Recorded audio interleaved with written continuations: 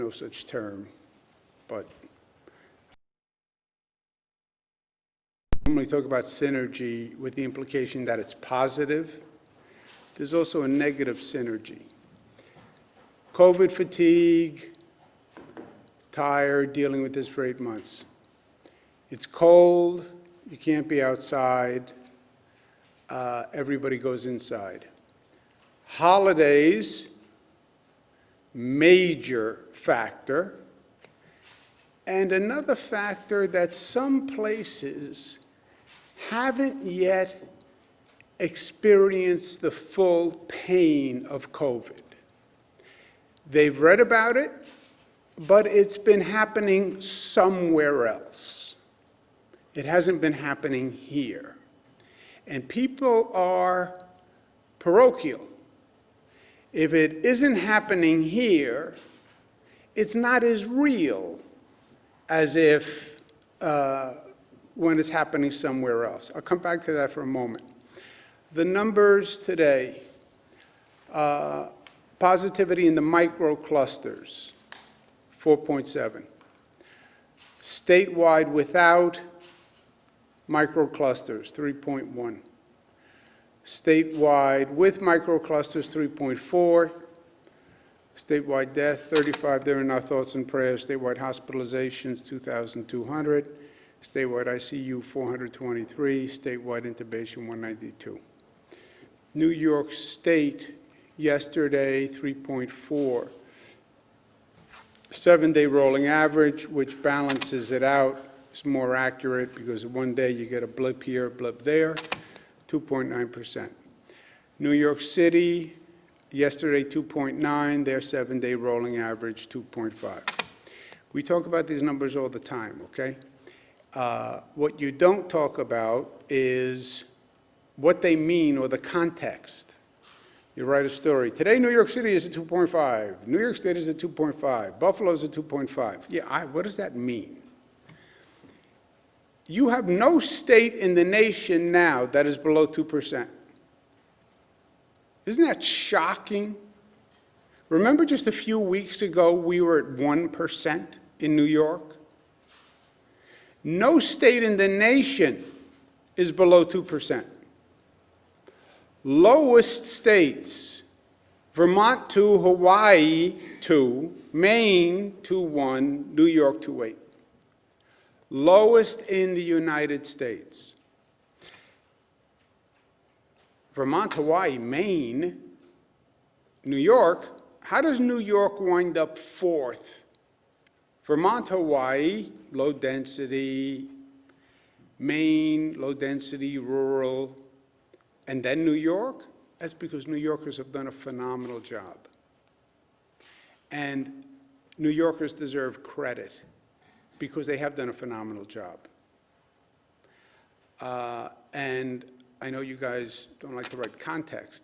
That's where we are, 2.8, which is great news relative to everyone else. Look at the highest percentages. South Dakota, 56, Iowa, 51, Kansas, 43.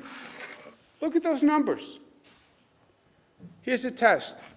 What was our positivity rate at the high point? Nearly 50%. That's why you get the big bucks at the New York Times. 46%. We're at 2.8. By the way, where were we? 46. But now look at South Dakota and Iowa. You're at 56? You're at 51? You're higher than New York was when it was ambushed 8 months ago? How can that possibly be? That's the story of this nation in COVID. Remember, we were at 46, but remember, we were ambushed. It was coming from Europe. Nobody told us. It exploded. It was like sending a bomb over in a tanker. 8 months later, South Dakota's at 56. Iowa's at 51. That, my friends, is the story of what's going on in this country. A couple of specifics. 2.5% you go into a yellow zone. Parts of the Bronx go into a yellow zone. You know the details of what a yellow zone is. Dan memorized them and can tell anyone who has any questions. Queens yellow zone is expanded northwards to cover northwest, really, basically to cover the Astoria area, so the Queens zones gets a little bit bigger. What comes after a yellow zone? An orange zone. Yellow's 2.5, orange is at 3. New York City could go to an orange zone if it hits 3%. Okay, you're at 2.5. What comes after 2.5? 2.6. I know, if you're a wise guy. 3 is the next demarcation. You become an orange zone. What happens at 3%? Houses of worship, mass gatherings, business restrictions, dining restrictions, schools close. We've done a number of orange zones already. Brooklyn was an orange zone. Queens was an orange zone. Brooklyn was a red zone. Queens was a red zone. Rockland was an orange zone. Those are the rules of the orange zone. Western New York. Worst situation in the state of New York. Worst situation. 5.1%. Those are the regions. And after Western New York, Finger Lakes. Look at that and think of this. What is the parallel between what happened in the country and what's happening in the state? I'm going to give you my theory in a second. But that's where we are. Western New York, and then Finger Lakes, and then Central New York. New York City, only 2.5%. In Western New York, these are the highest rates. 9.7, 9.4, 7.5, 7.3, 6.8. Dramatically higher than anywhere else. Parts of Western New York are going from a yellow zone to an orange zone. The chart on my left, your left, Niagara County, part of Niagara goes to yellow. That's Erie, abutting Niagara, which is orange. And on the right is the part of Erie that goes to orange. That's Buffalo and the surrounding areas. But again, it's those areas, which are astronomical compared to the rest of the state. What happens to the 3% orange zone? Houses of worship, mass gatherings, business dinings, and schools. Remember, with schools, there's what we call a test-out option. Schools close in an orange zone, but the schools can reopen if they stay closed for 4 days, they clean, and then they test people who come back in, as well as faculty, staff. So the schools can reopen in an orange zone, okay? And then there's ongoing weekly surveillance. If New York City hits 3%, makes it an orange zone, and if New York City wanted to reopen the schools, we'd have to design a different formula for New York City, because by volume, we couldn't test every student in New York City. We just, the volume is so much higher in the New York City School District. If they hit 3%, if they went into an orange zone, and if there had to be a reopening plan. What's the good news? The good news is microclusters work. Following the rules work. Broome County was a yellow and an orange. Broome County was a yellow zone. It's now under control and is back to normal. Orange County was a yellow zone. A little confusing. It is now back to normal. Brooklyn was an orange zone. It's being dropped to a yellow zone. So, the restrictions work. And just to make it very simple, if you socially distanced and you wore a mask and you were smart, none of this would be a problem.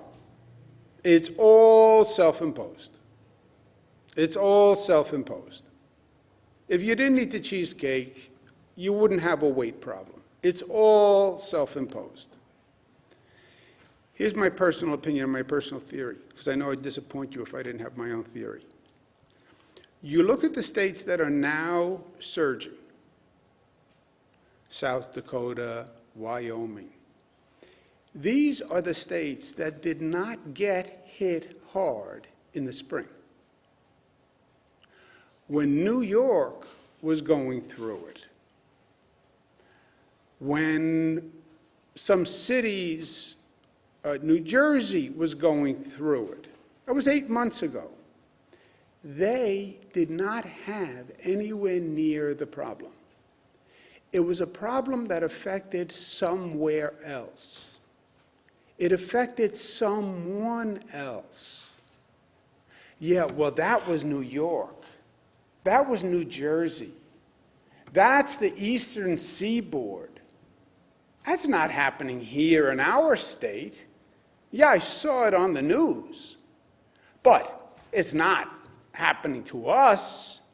It's happening to them over there.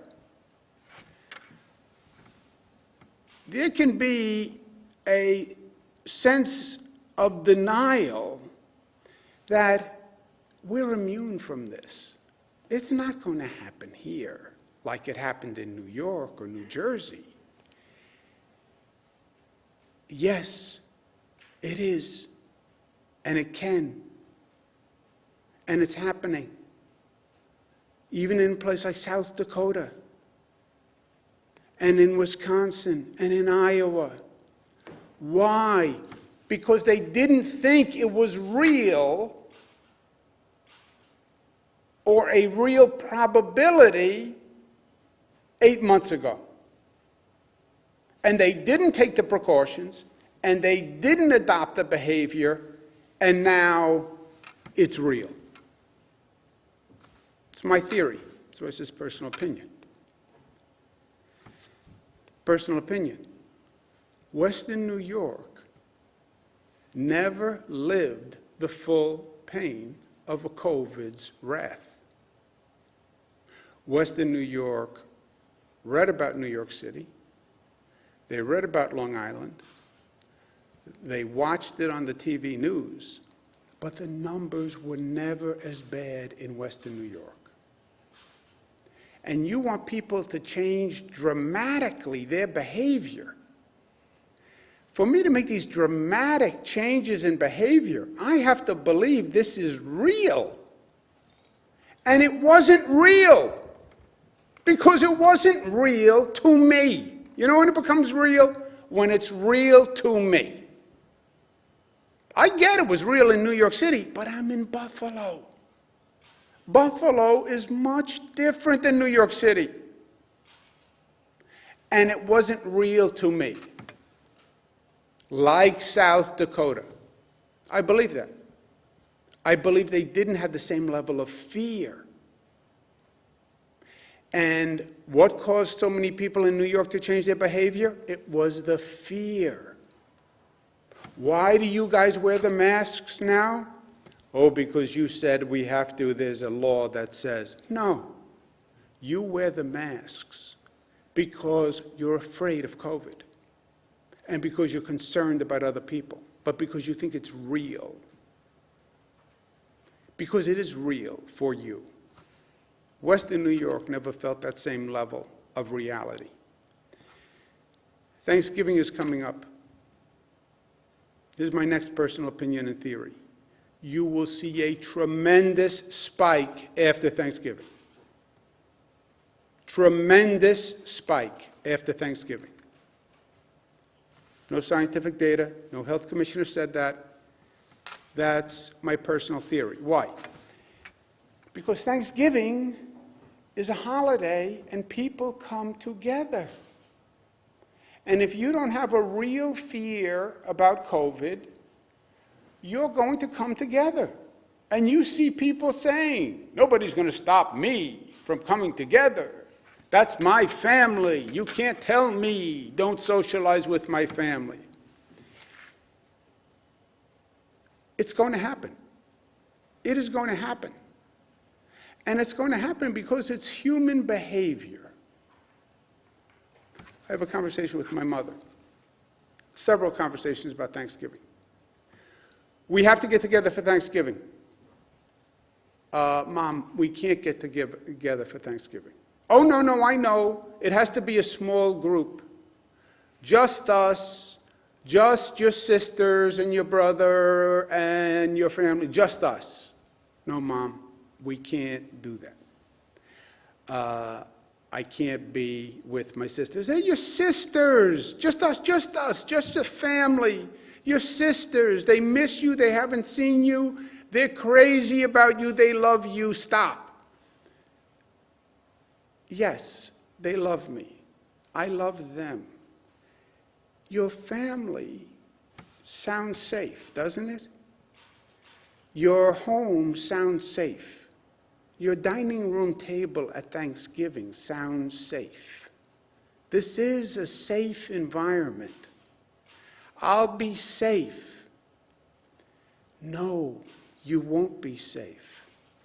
It's an illusion. My sister loves me.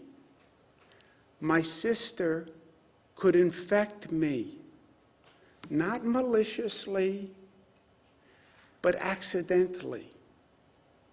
It's counterintuitive.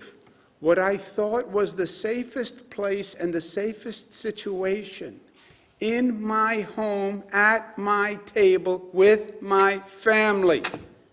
It can't be any safer than that. That's a dangerous situation. Canada, after Thanksgiving, number went right up. I've said this 150 times. It's going to happen because it's human behavior. I hear it with my own family. Be smart. I get it. I understand it. It's wrong. It's wrong. My advice on Thanksgiving, don't be a turkey. You don't want to be the turkey on Thanksgiving. You know what love is on Thanksgiving? I love you so much, and I'm so thankful for you, that I'm not going to see you. That's how you show me you love me.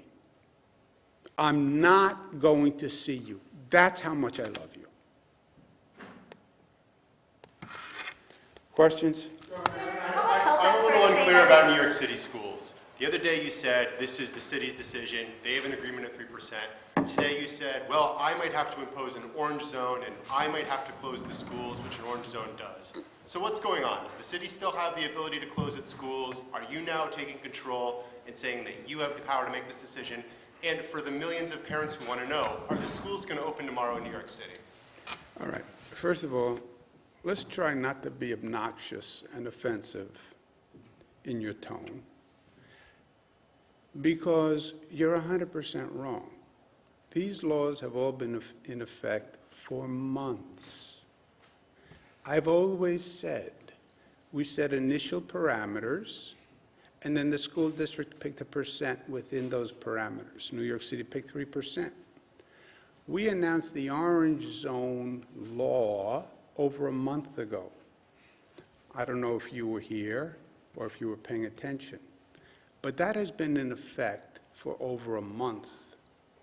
It always said, if by the state's numbers you hit 3%, the schools close.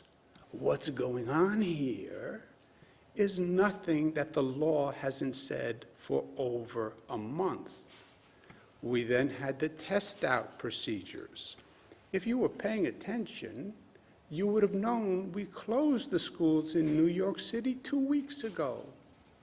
Remember when we did an orange zone and a red zone in Brooklyn and Queens, and we closed the schools? Don't you remember that? It was 3 weeks ago. Okay, so what are you talking about? What are you talking about? You're now going to override. We did it already.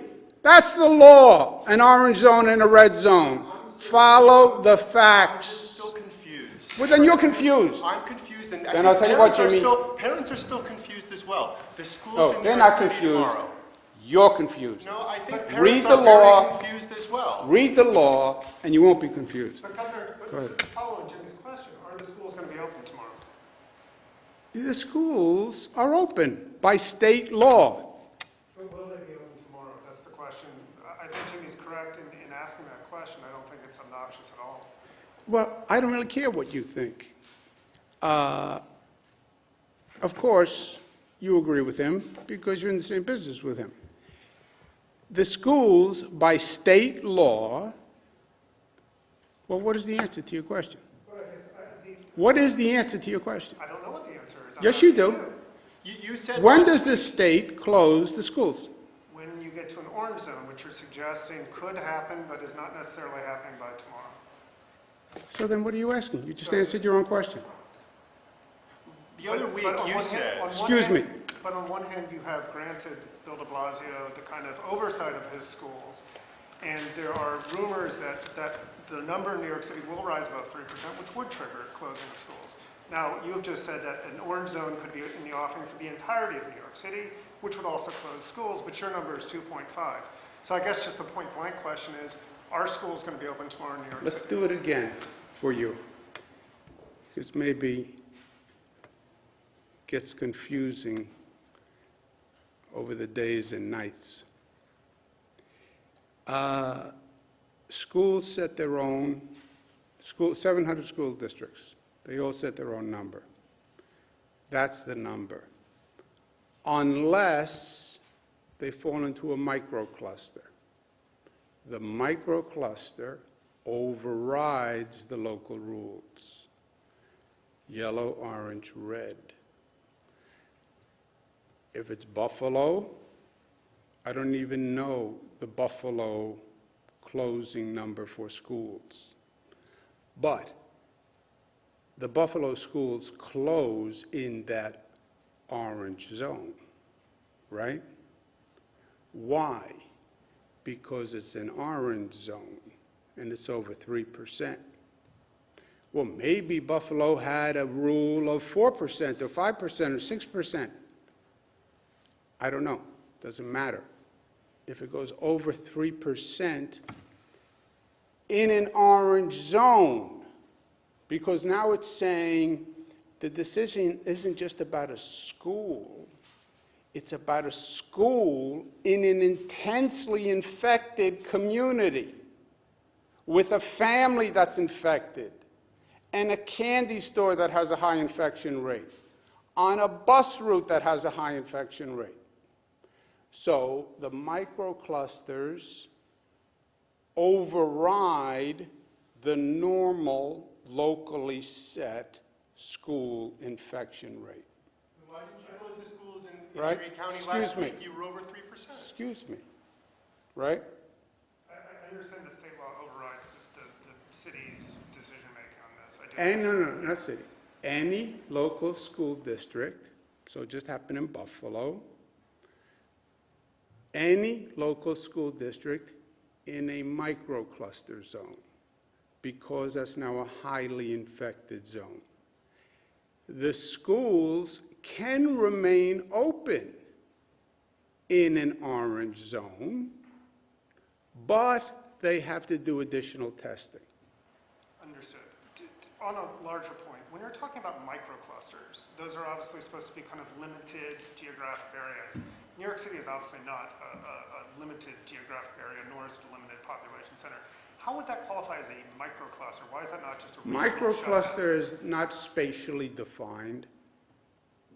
Microcluster was as opposed to statewide action or regional action. But is that not a region, New York City, with 9 million No, people in it? Long Island and Westchester would be within the region. So microcluster was, I get your point about the connotation of micro. Well, because you said that there are 10 regions in the state, and one of those regions is New York City. So if you're going to shut New York City down to an extent with lesser restrictions under an orange zone, that is, by ipso facto, a regional shutdown, is it Well, not? yeah, but the micro is to distinguish from statewide or normally region-wide. So Erie is not, we're not doing all of western New York. It's a micro zone. We're not doing Chautauqua, we're not doing Cattaraugus, et cetera.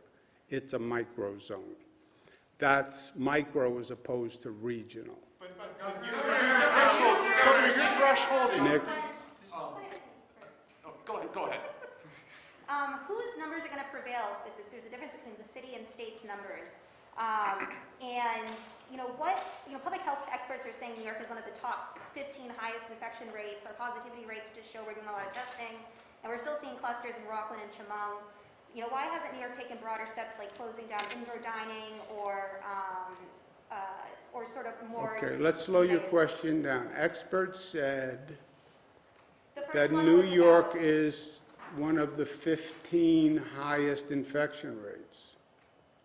That's what you said?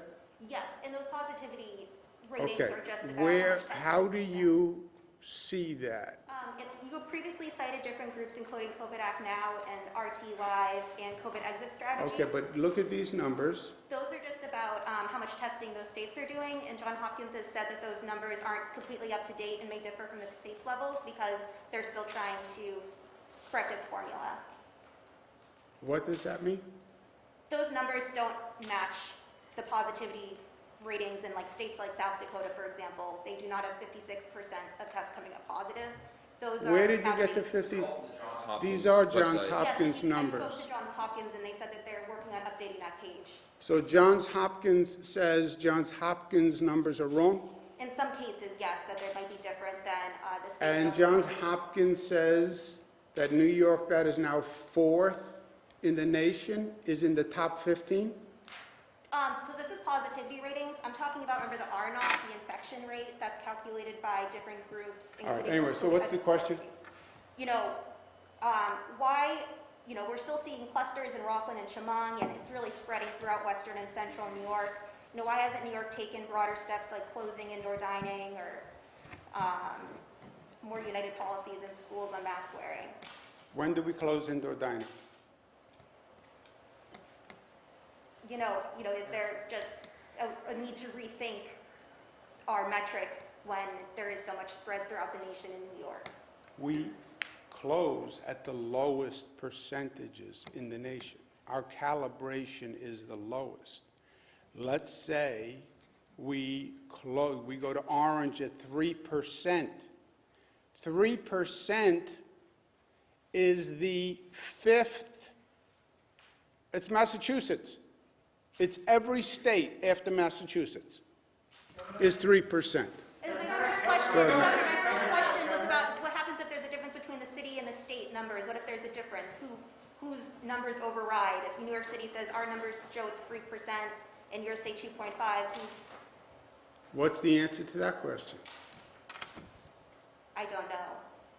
Oh, you don't know No, that the it's- state law governs? So state law would override the New York City's numbers if they say their numbers are You don't higher? know that the state law governs? I'm asking just what would happen in this case. You don't know that the state law governs? We've had this conversation 1,000 times. State law governs. Except on schools, we left it to the local districts besides the orange zone, which is a state law. So local school districts pick the percentage, 2%, 5%, 7%, whatever they pick. their law governs on that. So New York City's law is they close at 3. There's a differential in some of our numbers, which is due to the timing of the numbers, which is complex, but it's really irrelevant. So some cities will say, or counties will say, their numbers are different than state numbers. We say 2.9, they say 3.2, et cetera. On schools, their numbers govern because they had the ability to set their number. But on anything that has a state law, obviously the state governs. Nick?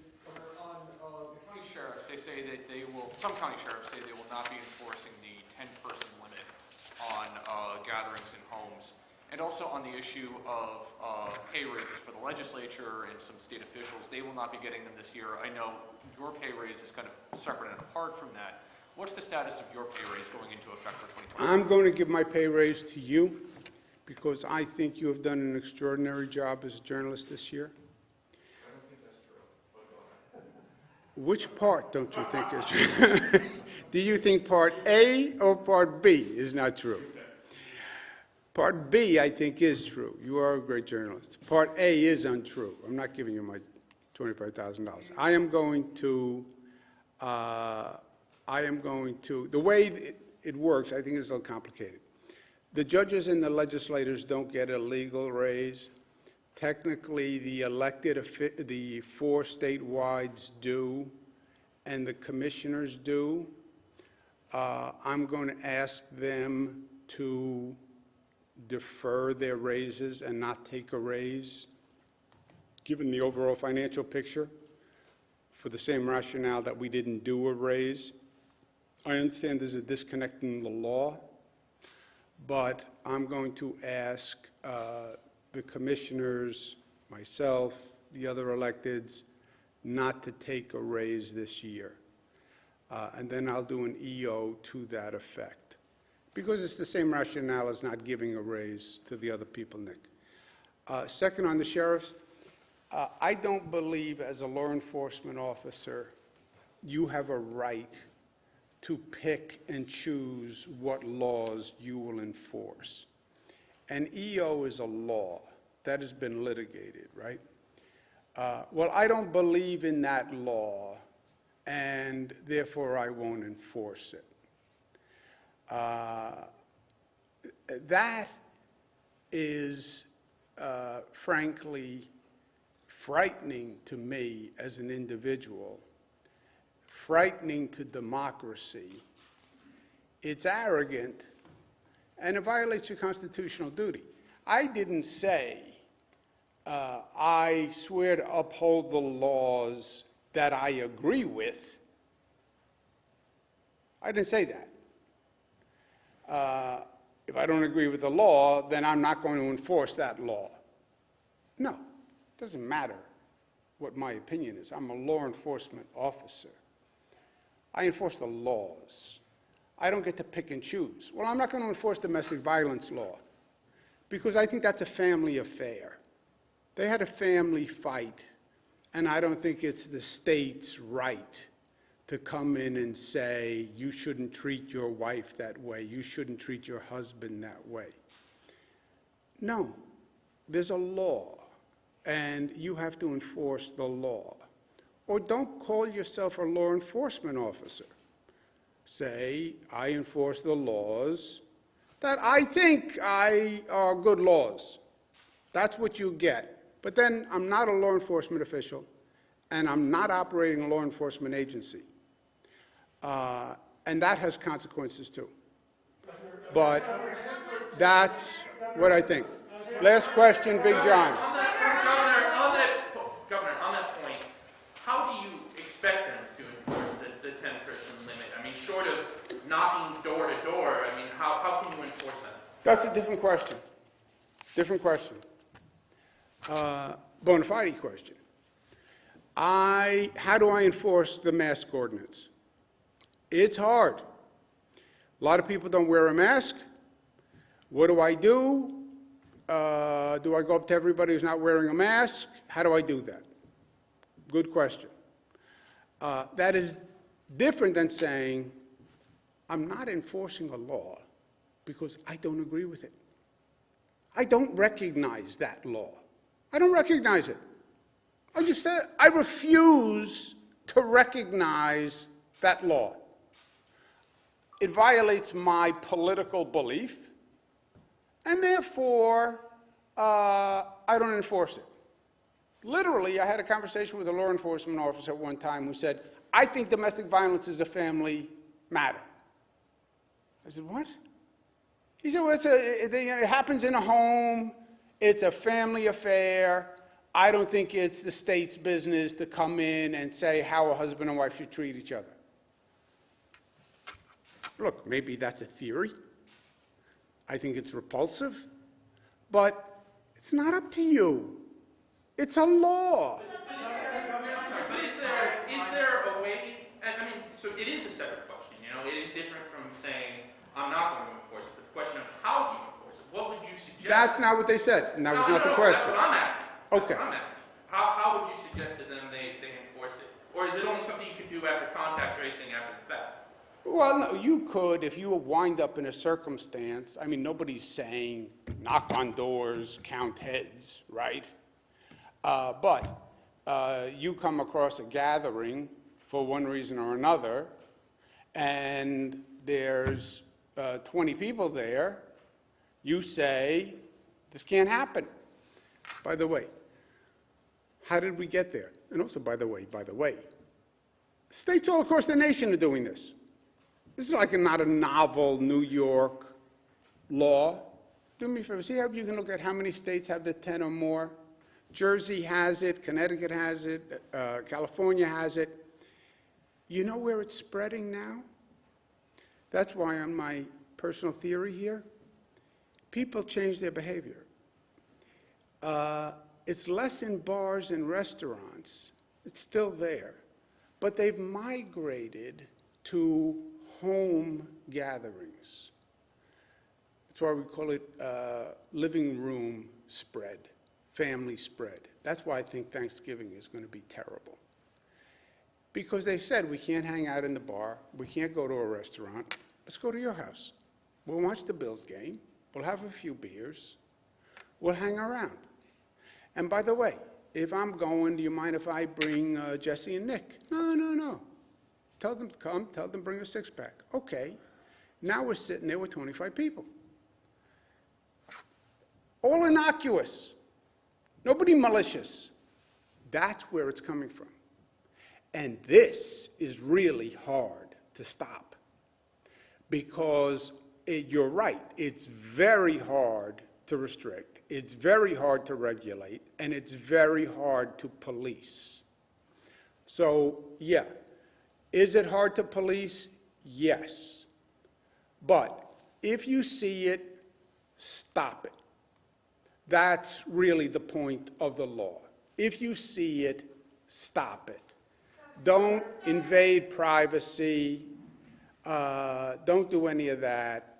But if you see it, stop it. Which is different, John, than saying, I just refuse to enforce that law because I don't agree with it. That, I believe, violates that person's constitutional oath. I don't believe that person is a law enforcement officer.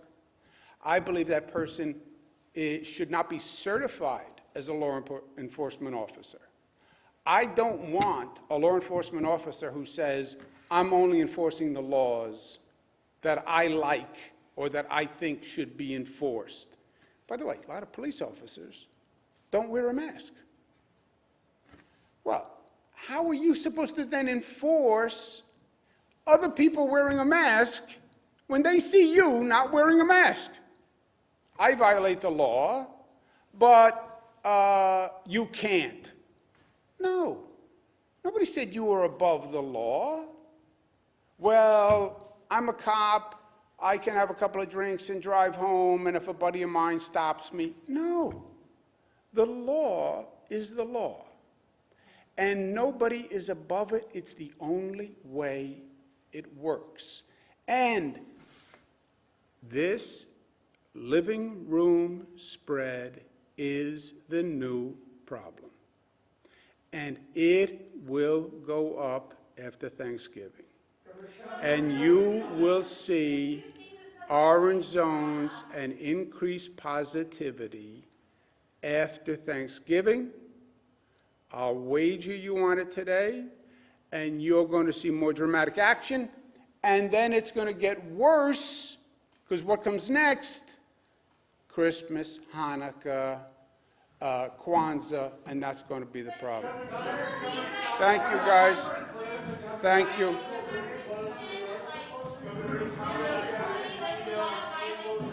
Schools, if the mayor said, okay, the mayor said 3%. If the schools hit 3% in the city, I expect the mayor, who has said 57 times, if they hit 3%, we will close them. That is in conformance. That will happen. I'm asking for reaction to that schools will be closed in New York City. I'm sorry, say that again? The chancellor has announced to principals that schools will be closing temporarily in New York City. So the mayor's saying it hit 3%? The chancellor has said that in emails to principals that the schools will be closed temporarily, yes. So I just wanted a reaction from you, the states. But that is what the mayor has always said. And remember, it's not, the mayor said, when I say the mayor said, it's not technically accurate. We went through a very formal process where I said consult with the parents, make them part of it, have web chats, have webinars, because you can't just by fiat say the school's open or the school's closed. It only works if the parents are willing to send the children. So make it an inclusive collective process. I mandated that the school district consult with the parents and have webinars, et cetera, and answer all the questions. So that 3%, the mayor set, in my opinion, in a collaborative with the parents. And that was the agreement, and the agreement should be honored.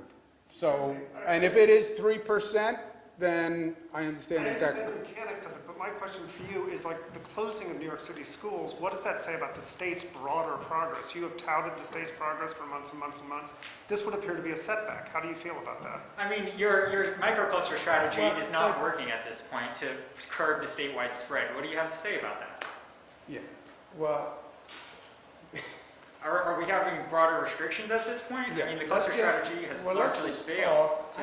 Let's not talk your characterizations, okay, and your adverbs. Let's talk fact. I love talking about it. The whole world is going up, right? The whole world. Every state in the nation is going up, right? So success becomes what? How you're doing relative to everybody else. That's what success becomes. Success is not, are you defying reality? Does that mean more statewide closure? Excuse me. Are you defying reality? It's how are you doing compared to everybody else? We are 4th in the United States of America. Come to me with anything else that we're 4th in the United States of America after having had the highest infection rate in the United States of America. New Yorkers are doing a great job, and don't demean them, because the entire world is going up. It's disrespectful to New Yorkers. Of course they are, because they're going up on the world. If you're on the planet, the cases are going up. The question becomes, how are you doing relative to everyone else? And New Yorkers are doing better than everyone else. That is a fact, not your opinion. Absolutely. Thank you.